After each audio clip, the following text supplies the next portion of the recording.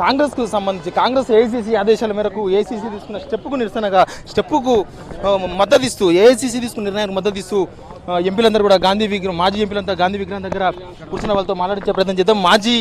మాజీ ఎంపీ వివేక్ గారు ఉన్నారు, మనతో మాట్లాడుతున్నాం. సార్ చెప్పండి, ఎట్లా 25 మంది ఎంపీలను సస్పెండ్ చేయడం కానీ మిగతా పక్షాలు ప్రతిపక్షాలను ఏకమైనా కూడా సర్కారులో కదలిక లేకుండా ఏమో చూస్తారు?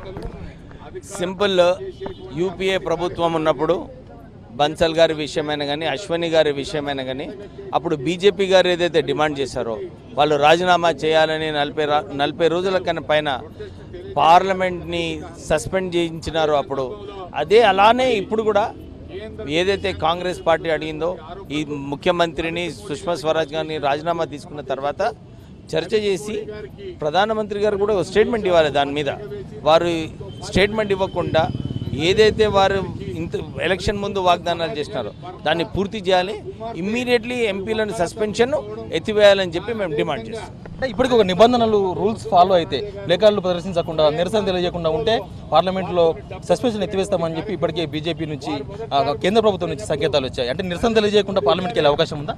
అంటే అవుట్ ఆఫ్ క్వశ్చన్.